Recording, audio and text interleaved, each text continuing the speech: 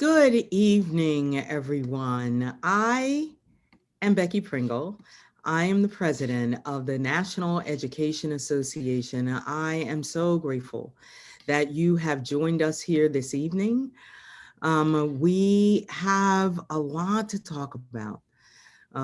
We have done some incredible work over this last year, but honestly, over the years that span our collective journey throughout education, our members and our affiliates and activists that are in the space with us this evening have established a path forward to address the inequities and the long-standing unmet needs of our students with special needs.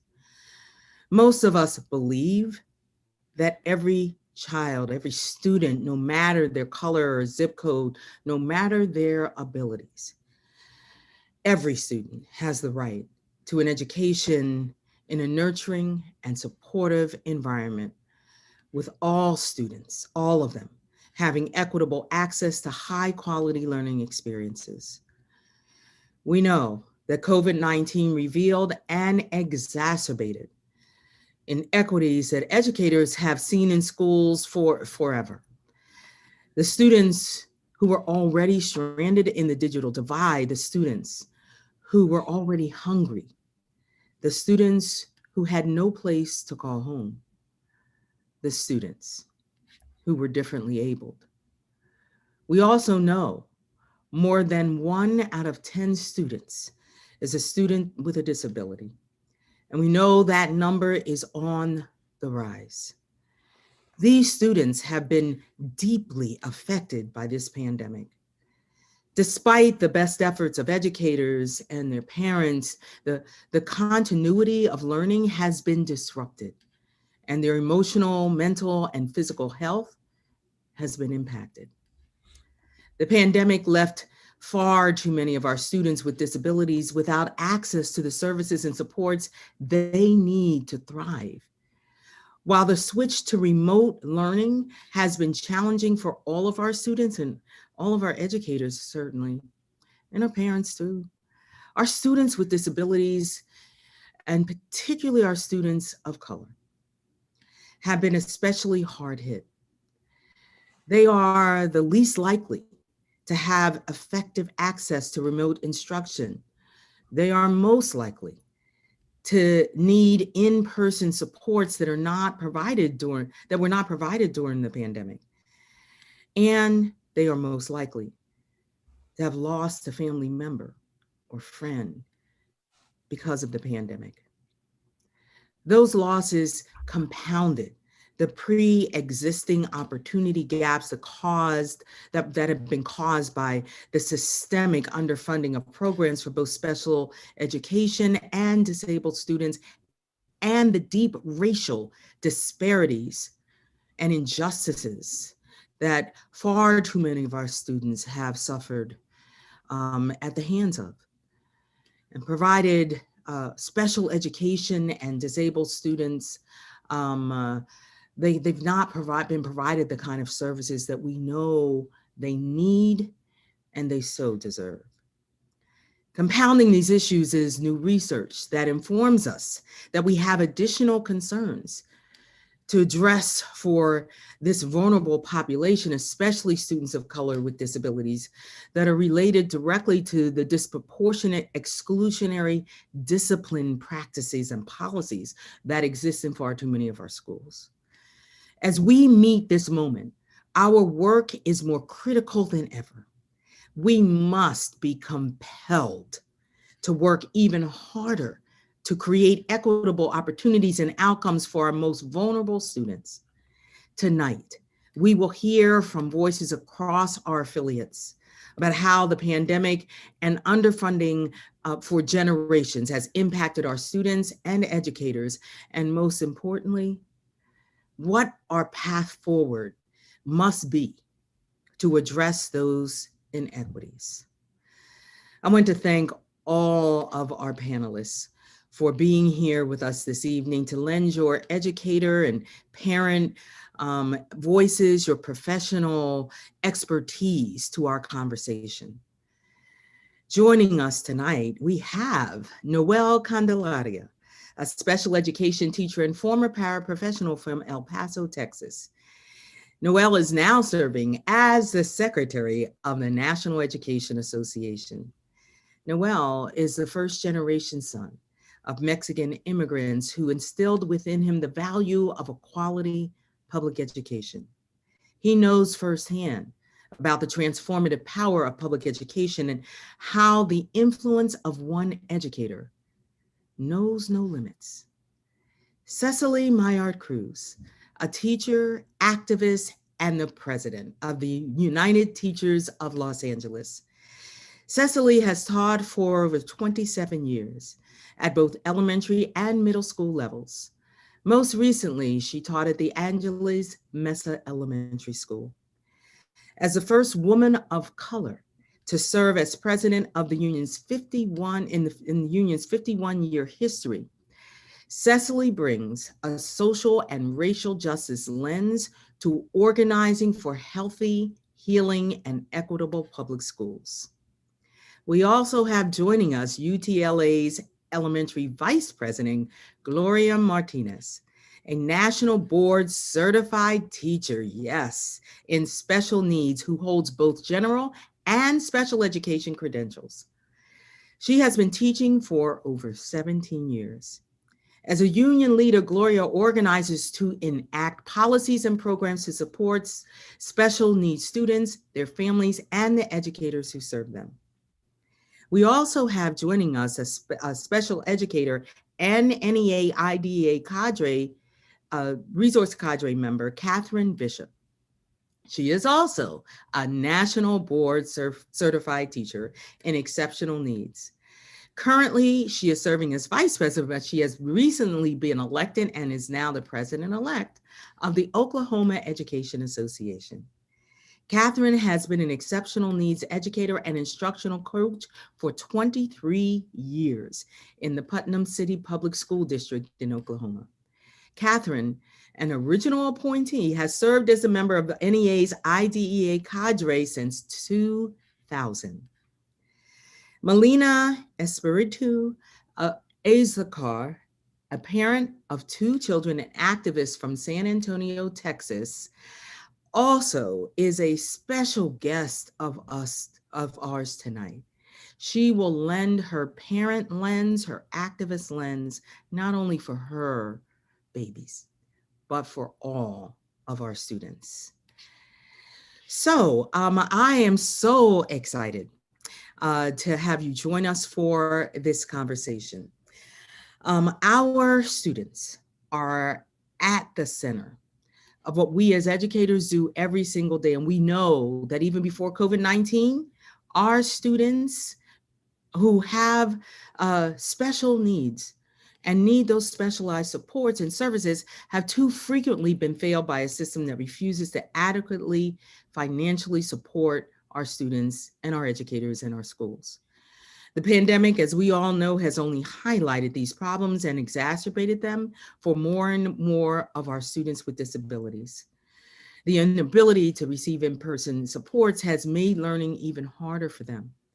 We are so grateful to have with us Ms. Melina, a parent of a child with special needs from Texas, to talk to us tonight and share her story, her child's story. So Melina, the first question goes to you. Can you talk to us a little bit about what your child's experience has been in school, both before the pandemic as well as during the pandemic? And just talk to us a little bit about what your expectations are after the pandemic. Melina? Thank you, Becky. I wanted to say thank you for having me here tonight. The voices of parents in the special education fight have long been forgotten, and we appreciate NEA and UTLA remembering that united with parents is the way to ensure that we get this fight won together. So thank you. My experience navigating the special education system has been frustrating, infuriating, heartbreaking. My daughter's bright, she's caring, she's artistic, and she thinks in ways that we would never ever think about in terms of, venturing towards, her thought processes. It's simply amazing all the time. But her disabilities make it very challenging for her to meet expectations of a traditional school setting. Since she entered kinder, I've had to advocate and fight for her and navigate a system that has been unjust. It's been challenging. And when my daughter had an invested teacher that went above and beyond, her year went well. And when she had a teacher that struggled a bit more or did not know how to work with her or did not have enough professional development in working with kids like my daughter, then her year was very challenging. It was difficult. I was on the phone with the school often, or on the constantly talking with them or having meetings. Middle school was an entirely different challenge for us, as it is for many parents. But for us, it meant that me and my daughter had to deal with 8 different teachers, 8 different personalities, 8 different people with varying levels of knowledge when it came to working with a child on the autism spectrum. It was a terrible struggle, and one that often ended in me intervening, my daughter devastated and overwhelmed, and me needing to contact another teacher individually or deal with another uphill battle. But then the pandemic hit. And with no guidance for teachers and everyone basically winging it, I ended up helping my daughter all day with school. From mid-March through June of the 2019-2020 school year, I had my daughter next to me while I was a full-time working parent, attempting to do my work and help her complete hers. And I just really hoped that a plan would be developed so this arrangement would get better. But nothing was put in place and no plan was developed over the summer. In July and August, I began to ask hard questions to my daughter's school. I began to push to understand the COVID emergency plan for children receiving special education services. And I kept being told that the district was still waiting for state guidance. Our district became increasingly more obsessed with the notion of learning loss and wanting to replicate the school day virtually. And I knew that there would just be absolutely no way that my daughter could navigate the school day virtually without having myself or her father sit with her all day long. And we were both and are both working full-time parents. And it just simply wasn't possible. I felt like the system was tossing us aside and the school had their hands tied since they had no direction from the state or for the district on how they would navigate servicing our students receiving special education services. My husband and I talked a ton about our options, and we kept coming back to pulling her out of school because she needed a ton of support to navigate the school day, and there was simply zero explanation on how that would happen. It was horrible. It was heartbreaking. And as a public school advocate, I felt betrayed by the state, by our district, but it came down to limited options given to us. We withdrew her from school. And we made plans to homeschool her. And it has been a very challenging time for us. But we had the ability to do this with a family of educators that could support us and could support her. But most parents don't have this option. They didn't have this option. There is a $2 billion shortfall in Texas for IDEA funding. Imagine what that money could have done to ensure that our children would have had adequate personnel, resources to ensure that they were properly serviced. As a parent, I can tell you that parents are watching. We're tired of our children not being prioritized, and we won't stand for it any longer. We expect the federal government to finally prioritize public education and finally prioritize our kids and properly fund IDEA and give our kids what they need and deserved, especially in the middle of this pandemic. So thank you for asking me how it's going, but it's definitely been a challenge, but we're here united, and I'm very happy to be here tonight. Oh my, yeah, it's heartbreaking listening to your story, Melina, knowing that you represent so many families across our country, not just as you said during this time of the pandemic and all of those challenges, but the fight that you've had to wage throughout the life of your child. So we really appreciate that you are here this evening sharing your story, and we'll share some additional insights, because your daughter is one of the 7 million reasons why we are having this discussion tonight. This is not because of a lack of effort by educators, but instead, we have elected officials who have created these color-coded barriers to equitable education opportunities, who don't understand the importance of investing in a system that will meet the needs of all of our students, and they don't believe in investing in our public schools. We know that educators know and understand what schools need to provide for those equitable opportunities, but you also raise a really good point, Melina, that we need to continue the professional development, not only for our special educators, but also for all of our educators, so that we are prepared to meet the needs of our students. But we know that the solutions will be found in the experience and professional knowledge of those who work with our students, our educators and our parents. And so we thank you for being here with us to share, to shed some light on the experience that you've had, but also, Melina, as you have been doing, you're joining us in finding that solution. So Catherine, the question is, I'm gonna shoot your way. As a special educator and a state leader, you actually bring a really interesting, broad perspective and multiple lenses to the challenges that educators have faced in meeting the needs of our students with disabilities, both before and during the pandemic. Can you talk a little bit about what some of the most significant challenges have been as educators tried to, and how educators have tried to address them? And also, if you could just tell us a little bit about what you, as you talk with other educators, as you work yourself, what would you tell us that educators want and need for their students with disabilities post-pandemic? Great. Well, thank you, President Pringle, for the question. And the best way I can answer this is to look at it in three components: the past, the present, and the future. I wish I could say that pre-pandemic that our schools were fully funded with all the resources that they could possibly need, staffed at capacity. Unfortunately, we know that was not the case. And in my 29 years in education, sadly, it has become a given that every year that Congress once again fails to meet the 40% promise of fully funding IDA. And what happens is the districts are forced to pay a higher proportion of the special education costs. And this affects, we know that now even more than ever, that it's becoming harder to recruit and retain qualified teachers. And over time, as districts are forced to put more funds into IDA to fulfill their obligations, they're unable to use those funds to increase teacher salaries, decrease class sizes, or update classroom resources. So let's shift to the present. I always like to use the analogy that during this past year, the roof of our schoolhouses have been opened up, and the issues and struggles that our students deal with every day, that they've always dealt with every day, we're given a spotlight, especially for our students with disability and their unique individualized needs. And despite the hard work, like you've heard, and the efforts of our educators to deliver special education services, some services were just more difficult or impossible to provide, especially since particular therapies or assistance required close proximity, especially if students were in remote learning. And sadly, during the pandemic, we know that many students have experienced isolation, trauma, physical and emotional abuse, homelessness. I hear it day and day from my colleagues here in Oklahoma and across the nation. And that is compounded along with the disproportionate impact on our under-resourced students and our students of color.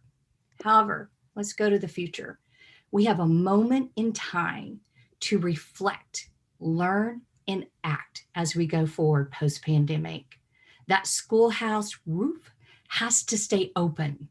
We have to use what we've learned to advocate for what our schools should look like and what our students truly need to be successful. We have to address and attend to the needs of the whole child, not just say it. Especially knowing that many of our students have experienced trauma, we must learn to recognize it and have staff trained to deliver trauma-informed curriculum. We have to focus on their social, emotional, and mental health needs before we can begin academics. And to accomplish this large task, it's vital that we have the staffing of our specialized instructional support personnel, our CISP, to help provide that full complement of programs and related services.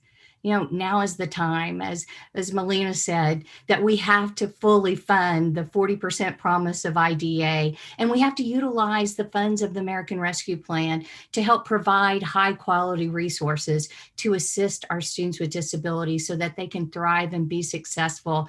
And Becky, as I close, what educators want and need right now is to have a seat at the table, to have a voice at the table for what their students need. They know what we need to do going forward, and that's what we need to be doing. Oh my, Catherine, I certainly could not agree more that we know and have known, right? The resources that are needed, and we're at a moment, I've been saying this a lot to a lot of people, that we are in a moment where we have the opportunity to tap into those resources. We know that in the American Rescue Plan, that significant funding has been allocated to public education in general, but specifically focus on special education. It certainly is not getting us to that 40% that you talked about, but it's closer than we've been in decades. And so it is our responsibility as educators and activists to ensure that we are not just at the table, but we are having influence in the decisions that are being made about how to spend that money in the best interest of our students and our schools. So thank you so much for that, Catherine. I will tell you that we know that because we've been fighting for full funding of IDA for forever. We know that it's not only the resources. It's a lot of people just think about that in terms of, if we just give more money, then that'll solve all the problems. But here's the thing: it does take resources to ensure that we have class sizes so that our students' individual needs can be met. It does take resources to make sure that we have those special supports that our students with disabilities need, that they get them. It does take resources to have the kind of professional development that you talked about, Catherine. And so we have to be prepared to tap into those resources in a way that meets the needs for all of our students. Cecily, I'm going to go to you next. When most people think of special education and they think of IDA and specialized instruction and services, they don't always think about the fact that that we also have a federal requirement in the federal law, which you're very familiar with, Section 405 of the Rehabilitation Act, which says that schools must provide supports and services to those 504 only students, as well as our students with special needs, which includes students with asthma and diabetes, ADHD, anxiety disorders, trauma-related issues, and others who may need mental, behavioral, and health services.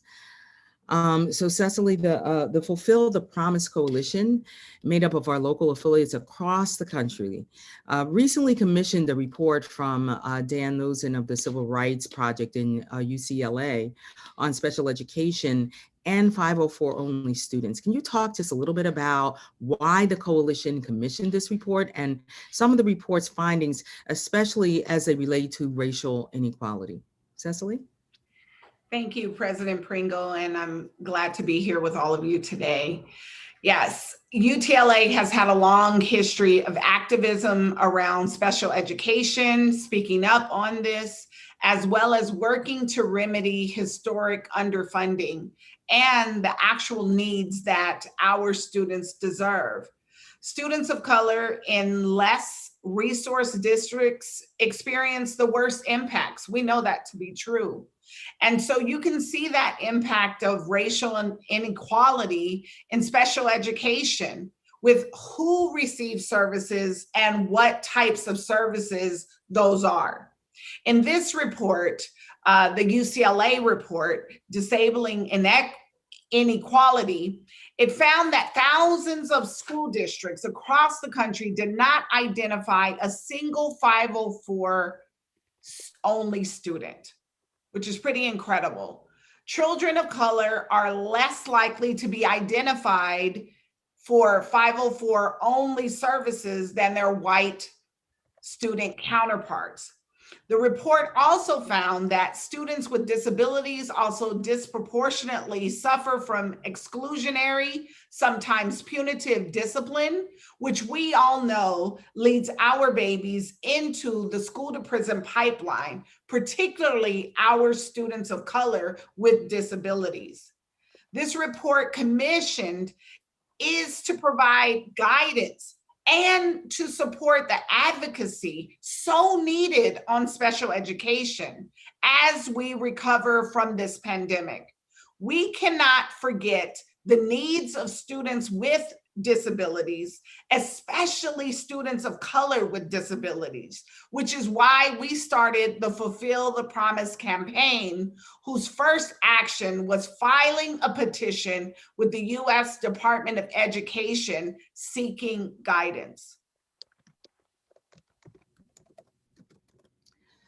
So, Cecily, thank you so much. And I'll talk a little bit more about some of the work that you have done later, but it is absolutely essential that in your role as a union leader, that you are talking about exactly what it is our students need and what they deserve, and being explicit in the racial disparities that exist in our schools and in our communities, and ensuring that we demand that what our students must have, so they can, as I often say, live into their brilliance. That you, UTLA, and you're not going to do it by yourself, that you've done that. You've reached out to community members, to parents, to academics, to help make your case. And I have no doubt, Cecily, that you're not going to stop. You're going to continue to do the incredible work that you have been doing, and you will continue to mount that effort throughout this country, so that we can finally get for our students what we know they so deserve. So let's move now to our Secretary Treasurer, Mr. Noel Candelaria. Noel, you've heard from your fellow panelists, and you not only are, of course, a special education teacher, but now as the Secretary Treasurer of the largest labor union in this country. You know how hard our members have been working, sending thousands of messages, making phone calls to their legislators, advocating for the kinds of resources that we know they need and they deserve. And finally, because of those efforts, the President Biden, of course, put forward the American Rescue Plan, and it was passed. And that is due to the unrelenting advocacy of educators and parents and community members, allies all over this country. So Noel, I want you to talk a little bit about what the American Rescue Plan is and what it does differently, really honestly, Noel, than stimulus plans from the past, and how it can benefit most especially our students with disabilities. Noel? Thank you, President Pringle, and it's great to hear, my fellow panelists and the passion that they have for this work. And, listening to Melina, speak, brought me right back to the parents I work with in the classroom, and the partnership and that important relationship, and how important it was because we both wanted what was best, for our students and for their children. And, when they walked into my classroom, they became my children. And so I really appreciate Melina being on here. And when we talk about the American Rescue Plan, it's the third of the stimulus packages. But like you said, this one is substantially different because it actually puts in place not only resources, but effective measures to keep students and educators safe, which we've been advocating since last May, to ensure that our students are safe first and foremost. But it also makes an extraordinary investment that is lifting countless of children and families out of poverty and is working to address the immense inequities that have systemically affected the most vulnerable students, including our students with disabilities and our communities of color. For decades, we have experienced firsthand the impact of not investing substantially in our public schools, but especially for our students in special education. And so when we think about what the American Rescue Plan does for students with disabilities, there are two very important components. One is a $3 billion one-time supplemental fund for the Individual with Disabilities Education Act, which, like you mentioned, we've been fighting for full funding since its inception. And this is bringing us one step closer. Even though it is one-time money, it is going to be critical for our districts and instrumental to help us, and help our districts meet the needs of our infants, that are part of that system, the toddlers, preschoolers, and our K-12 population, because we know that it costs more money to educate students with disabilities. I always think about a student that I had, and the occupational therapist, the physical therapist, and all of the support professionals that we needed to make sure that my student had the best opportunity to fulfill their own individual potential. And so this money is intended to help our schools recover from the impact of this pandemic. But there's also a much bigger pool of resources and money with this American Rescue Plan, which is $122 billion for the elementary and secondary school emergency relief fund, which we always like to use acronyms and jargon, but we often hear that referred to as ESSER funds, right? And so the Department of Education has been very clear with these funds that they can and should be used on student populations that have been disproportionately impacted by this pandemic, including helping our students with disabilities, students of color, students from under-resourced communities, our English language learners, as well as students experiencing homelessness. And when I think about the students that I served, that I had the pleasure of working with, there was so much intersectionality between all of those for a lot of my students. And so we know that our students with disabilities have many needs that must be addressed. And these ESSER funds can help provide the needed resources to address the social and emotional supports, the lost learning time, because we know how many of our students with special education, like Melina described for her daughter, weren't able to get the services that they so desperately needed to help them just connect and succeed, while so many of their peers were still moving along. And sadly, this pandemic related trauma that a lot of our students have experienced because, whether they lost a loved one or maybe even a fellow student, the isolation, the hunger, domestic violence, or the stresses related because of the loss of income. We now have an opportunity with this influx of resources to truly begin laying that foundation to make up for that lost time. And I think what's really important about with the American Rescue Plan is that it makes sure that our students and our parents and our educators, especially our union members, are part of the district's developing a plan on how to be able to best meet the needs of our students, which is something that we've called for. And when we look at how our school districts have to use these funds to be able to recover the learning that we know, our students have had the great need for. And so, this is a tremendous opportunity in what President Biden has provided to set the strong foundation of the work that is still ahead of us, to not only help us meet the challenges that this pandemic presented for our students and students with disabilities, but the work that we have ahead of us, both as parents and as educators in our communities, working together to make sure that that this is not just a one-time influx of resources that are desperately needed, but that we are laying the foundation for the resources that are going to be needed moving forward. Because like my sister Catherine said, this was there before the pandemic. And so, we need to be able to now take this opportunity, this once in a lifetime opportunity, but not make it a once in a lifetime opportunity. Make it something that is going to truly lay and pave the road for what we know is desperately needed in our schools for our children, for our students, and for the educators to be able to really help our students fulfill their own potential. Thank you so much, Noel. You're absolutely correct. This is historic legislation, historic funding that the level at which will lift half of our students out of poverty.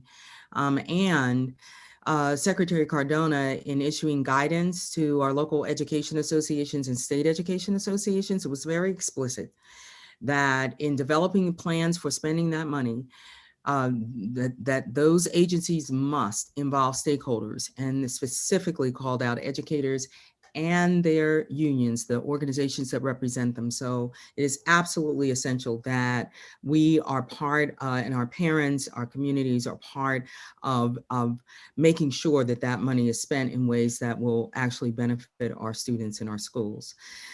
So we heard earlier from Cecily about the groundbreaking report on special education that has been used to support the Fulfill the Promise campaign that she talked about, and a petition that was recently filed with the U.S. Department of Education, seeking guidance. So Gloria, this kind of question is going to come to you. Can you please tell us a little bit more about the Fulfill the Promise campaign and that petition that I referenced just now? That is a nationwide coalition of local affiliates and parents and educators who filed that petition with the U.S. Department of Education. Gloria? Yes, thank you, Madam President. So when we began trying to address how to serve students with disabilities during a pandemic, we could not ignore the fact that communities of color were disproportionately affected by COVID. We knew that our communities of color were facing a triple pandemic, COVID, racism, and capitalism. And we knew that our students with disabilities would not be immune. And we knew that we had to do something and that it had to be big. So we began reaching out to locals we had worked with, parent leaders, that led us to parent leaders, as well as having conversations with disability advocacy groups. This resulted in a never before seen coalition comprised of parents, teacher unions, advocacy groups, and academics.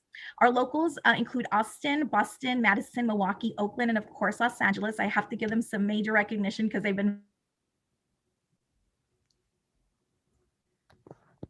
parents from those locals, as well as Melina from San Antonio, and parents and educators from Juneau, Alaska.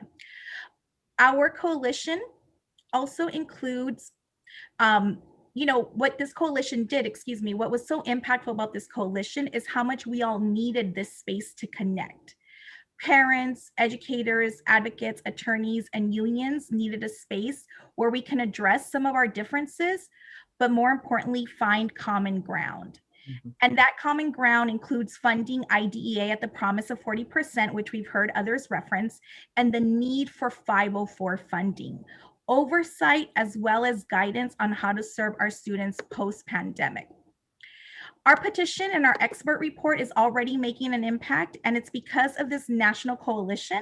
No single local would have able this much attention on its own, but together it makes it really difficult to ignore. I'd like to review just a few of the key remedies we are seeking in the petition. We're seeking guidance, as you mentioned, specifically to address special education inequities, compliant investigators to review data and information for evidence of systemic discrimination, guidance on best practices for serving students with disabilities who are also English language learners, how to address implicit bias. We talked about the professional development, how we strive for more multicultural competency and implement restorative justice trainings to develop appropriate response plans. Furthermore, states and districts need guidance that will ensure those ARP funds that we're talking about are spent in equitable ways that will assist students with disabilities. And these are just a few, considering all that our youth has and will face has and will overcome. We also seek guidance to address trauma and meet the social emotional needs of our students, including failure to comply with Section 504. We mentioned, Cecily mentioned the need, right? The thousands of districts who have gone without identifying a 504 only student. And making sure that this disparate impact violation is able to be discovered under anti-discriminatory law. We cannot stress enough how now is the time to invest in community-based mental health services. COVID-19 has shed a nasty but necessary spotlight, Catherine spoke of it earlier, on two of the many unstated pandemics that so many of us face daily, racism and ableism. And this coalition is proud to have a role in that crucial advocacy work. And if I'm allowed, I like to just, a shameless plug for those who wish to learn more about our petition. You can visit our website, www.fulfillthepromise.net, and they can also sign on to our petition and help us reach our goal of 25,000 signatures. Thank you, Gloria. That's not a shameless plug. That is a proud plug. You should be proud of the work you have helped to lead, and what you share with us. The coalition on fulfilling the promise to our students with disabilities. You're demonstrating how important it is to have that collective action. And we really appreciate you sharing that. You approached it from a place of bringing folks together and understanding that there were some differences, but you had to work toward that common goal of ensuring our kids get what they need. So we really appreciate you sharing that you took that approach in forming your coalition. So we have lots of questions from our audience members. So we're going to try to get through as many as we possibly can. Our first question is from Susan. She's an ESP, an education support professional, one of our educators, who asked this question. We hear so much about equity, but parents who struggle to read or understand their parental rights are unable to effectively advocate for their children. So that necessarily means the children with wealthier parents or parents who are better advocates get more than those children whose parents struggle to be those kinds of advocates. How can we ensure that all kids get all the supports they need, and not just the kids who have advantaged families? Melina, I'm going to go to you first on that one. Gloria, I'm going to come to you after. Melina? Thank you. Sure. Well, what I can say is we need an equitable system that prioritizes kids. We need funding. And as I stated before, Texas is in a $2 billion shortfall, and we need these funds to ensure that our children get equal access to accommodations, programs, personnel, licensed counselors, licensed social workers, and advocates that can help guide and assist parents. We need more. We can ensure equity with the current system in place. The federal government promised to fund IDEA, and we need them to hold to that promise and finally provide the funding needed to ensure equity. We cannot allow the systematic discrimination that has occurred with students of color for years. We must do better. We must all imagine that each child is our own, and remember, we would do anything for our own child. We need to value and empower all parents, and especially families of color, and we must all stand tall and united and together to fight this battle. Our children will not be ignored. And I can tell you tonight that I have the spirit of all the other mothers standing united in our coalition. And we're going to say that we will not stop fighting for the rights of our kids and all the other kids that come after our own.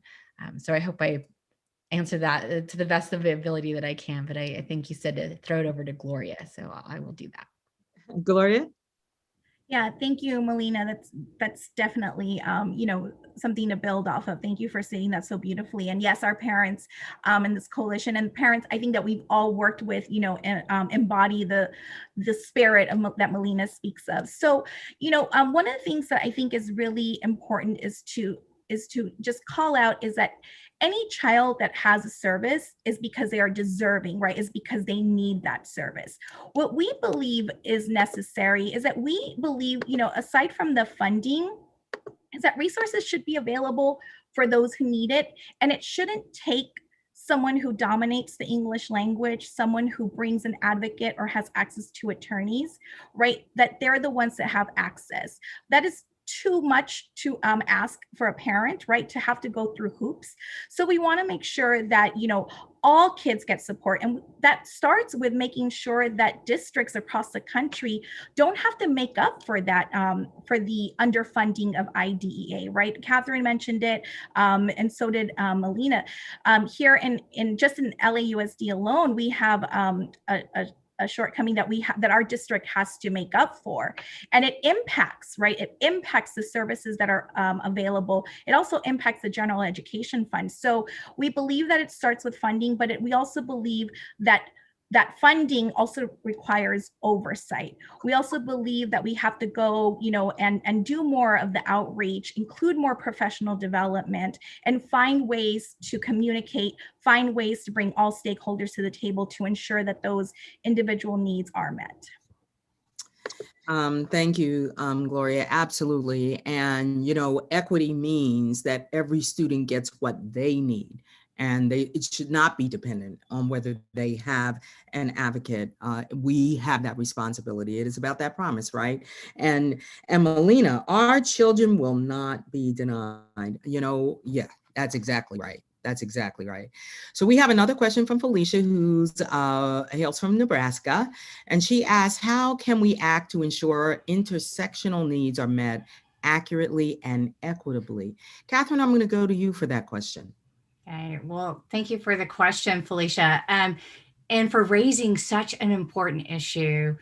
We have to acknowledge that our students in our schools can belong to more than one marginalized group, and that adverse experiences such as homelessness, foster care, juvenile justice often disproportionately affect students who are economically disadvantaged, students of color, English language learners, and our students with disabilities.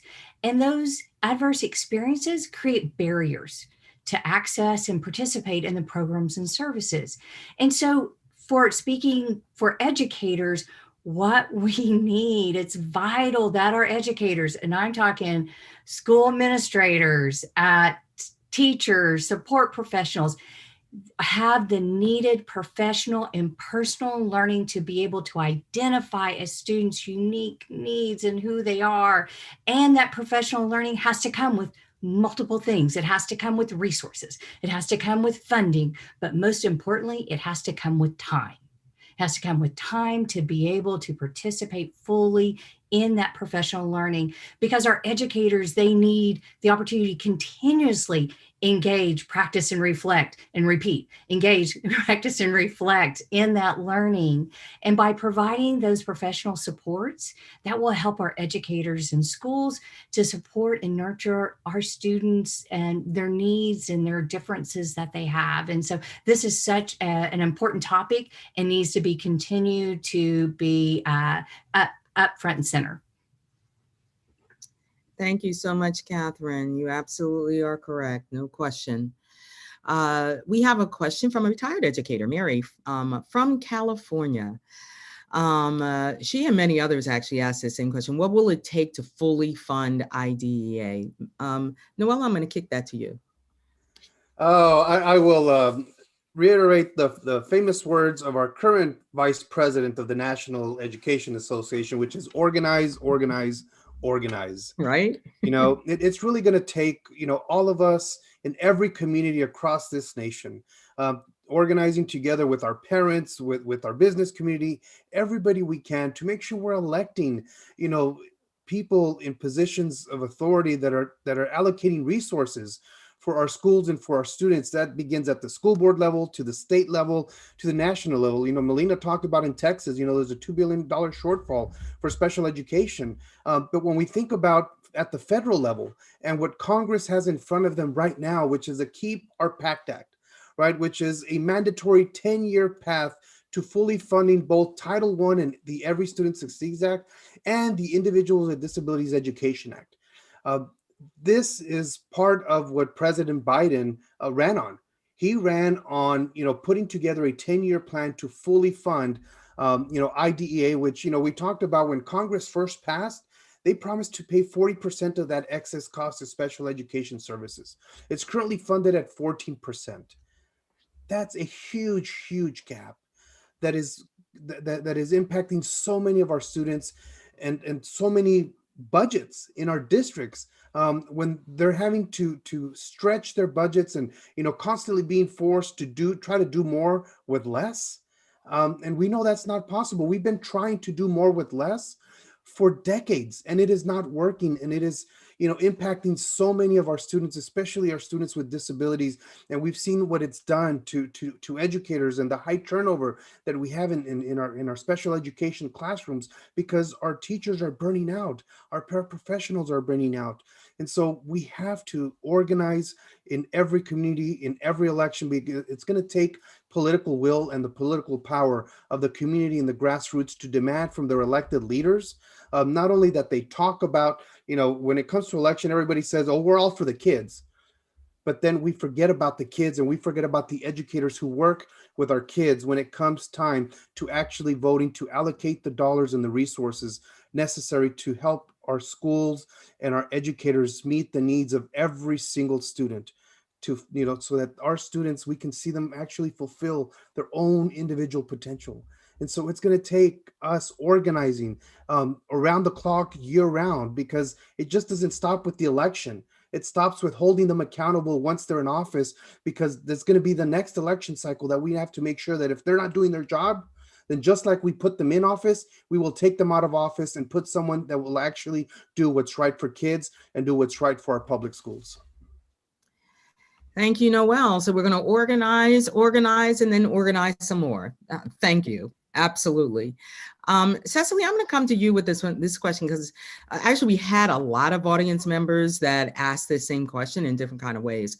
But I know this is work that is near and dear to your heart, and so I want to throw this one your way.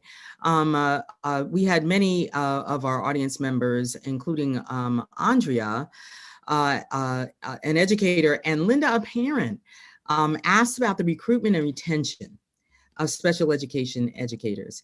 Can you talk a little bit about the issue of recruitment and retention of educators in special education? And specifically, Cecily, can you talk about some of the challenges and maybe even some solutions about recruiting and retaining our educators of color, special educators of color? Yes, thank you. And thank you for that question. I think the overarching piece is to have as many educators as possible teaching our babies. So that's just point blank. We've got to have that. Coming into this now teacher shortage, folks are going to be scrambling. So I'm going to say we're going to need to incentivize going into teacher prep colleges and actually recruiting folks from there that are going to be special educators, and incentivize that. Districts around the country are going to need to look for more creative solutions, and those are creative solutions trying to bring folks into the profession, as we have a mass exodus of folks retiring like we do every year.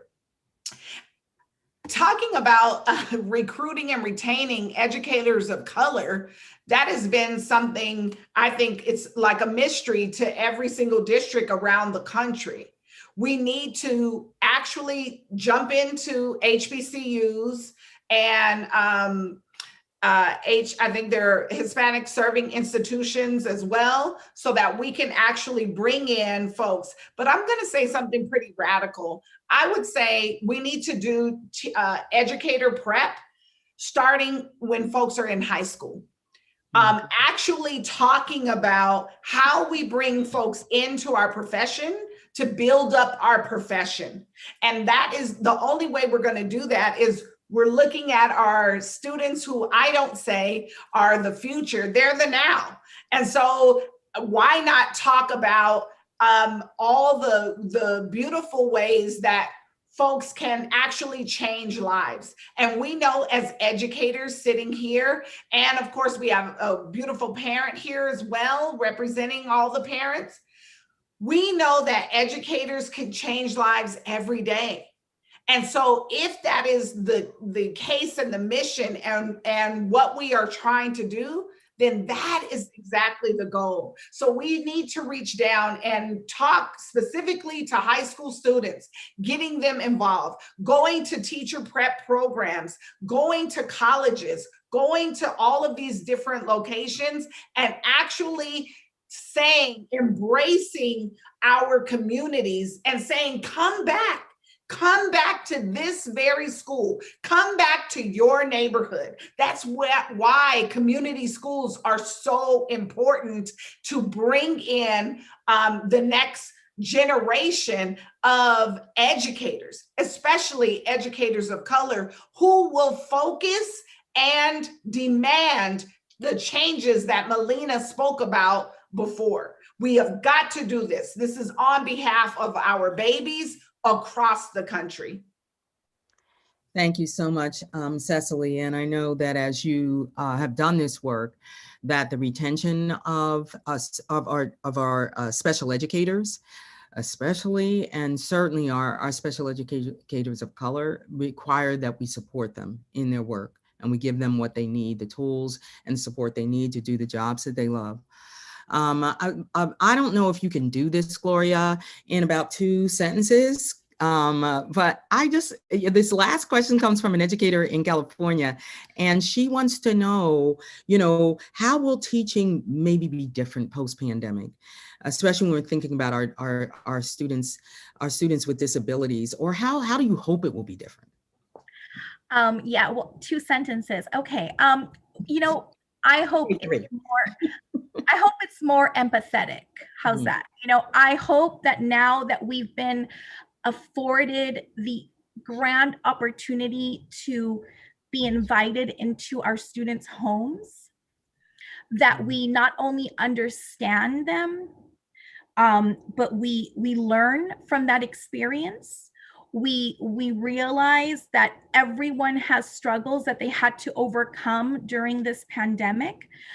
We hopefully learn what I hope most of us globally learned is that we are stronger when we act as one, that we are stronger when we act out of love and are not, selfish, because sometimes it takes all of our individual actions for the betterment of society, right?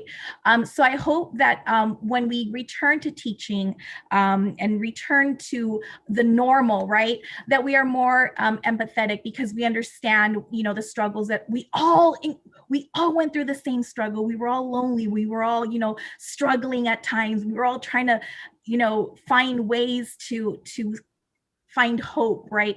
And that's one of the things teachers do. Like we invest in hope, right? The kindergarten teacher, the preschool teacher teaches the ABCs in hopes that one day that child will fill out a college application or a job application to their dreams, right? So I hope that is, it's maybe they were looking for something more tangible, like, we were going to use more computers or we're going to do more online. But what I'm hoping is, to really connect with our students like we never have before, because that's one thing the pandemic has taught us, is that we're all interconnected. Oh, thank you so much, Gloria. That's a perfect way to end. Invest in hope. I love that. I love that. As we draw to a close, let me share this. One does not fight to influence change and then leave that change to someone else to bring about. Civil rights activist Kwame Ture spoke those words almost 6 decades ago. As we live through these times of so much change, these times that have been so hard and scary and exhausting, his words are absolutely relevant to this day. And our UTLA leaders, Cecily and Gloria, and the allies that you have tapped across this country have worked to influence the change. By filing the petition that you shared with us with the Department of Education, so we can strengthen those guidelines, we can shed the light on addressing the negative impact that underfunding of our students with disabilities has had on generations of students and their families, and how this pandemic has exacerbated all of that. So I just want to say thank you for stepping up and taking action for our students and for our educators, for our schools, for our parents, for our communities. Thank you. Thank you for being the strong and unrelenting advocates that you are.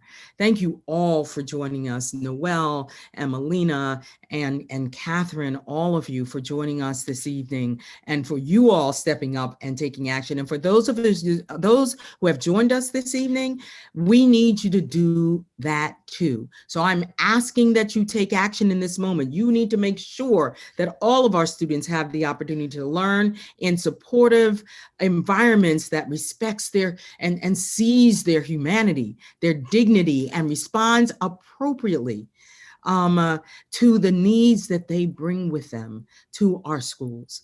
That you fight to ensure that Congress finally fulfills its promise for full funding of IDEA, that you make sure that you are not only at the table, but you are influencing the change that can happen with these funds coming, significant funds coming from the American Rescue Plan, so that our underserved populations that have been disproportionately impacted by COVID-19 will get what they so need and they so deserve. Thank you. Thank you all for the work that you do every day to ensure that every one of us, everyone, is worthy of our students. Thank you for joining us this evening, and thank you for all you will do for our students and for our educators and for our schools.